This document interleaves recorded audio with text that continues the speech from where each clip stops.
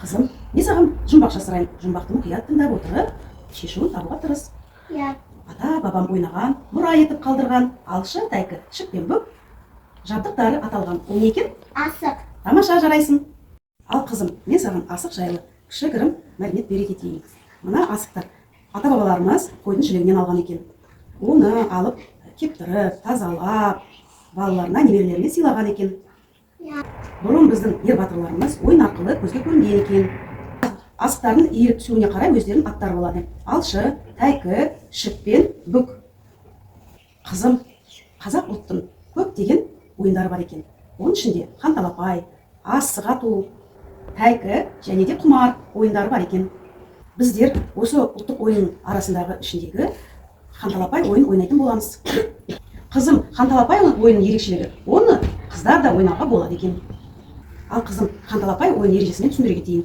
Мына дорбаның ішінде бір талай асық бар. Сол асықтардың ішінде қызылға боялған, хынаға боялған хан асығы бар. Мен осы асықты, хан асығын барлық асықтарға қосам, осы дорбаны шайқап, талапай деп ортаға шашам. Ортаға шашылған асықтарды жинап аламыз. Сол жинаған асықтардың ішінде хан асығы кімге түседі, сол ойынды бірінші бастайды.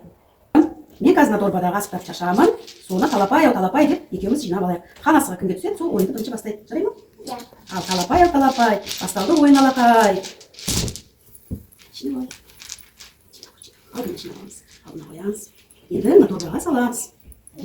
Жоқ, бірінші санап алайық, қанша асық, кімде қанша асық бар екен санайық. Алдымызға қойып санап шығайық. Қызым, алдына қойды санап қой. 1, 2 деп санап. 1, 2, 3, 4, 5, 6, 7, 8, 9. Сенде 9 асық бар екен, иә? Иә. Ал менде қанша асық бар екен, қане санайық. 1, 2, 3, 4, 5, 6, 7, 8, 9, 10, 11 асық екен. Ал қызым, енді хан асығы саған түскен екен, ойынымызды бастайық, жарай ма? Иә. Ал қызым, осы асықтардың ішінен өзіңе бір сағат таңдап ал. Мен де таңдап алайын. Иә. Тамаша. Енді мына асықтарыңды ортаға тігіп шық.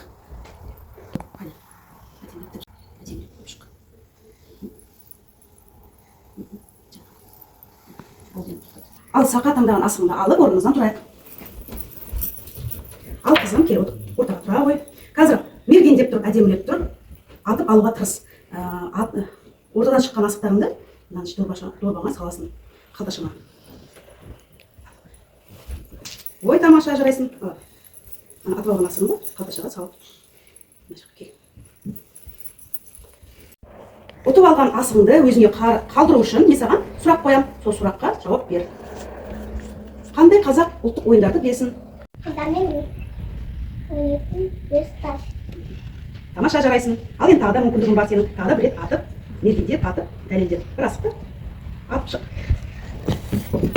Ой, атамай қалдың, иә? Қызыл. Хан асығын ұтып алдым, иә мен? Қызыл. Ал қызым, осымен ханталапай ойыны аяқталды. Саған ханталапай ойыны ұнады ма? Иә, ұнады. Ережесін түсіндің ба? Иә. Ойын ойнап мерген болдың. Енді балдарменен де қыздарменен де ойнай бересің.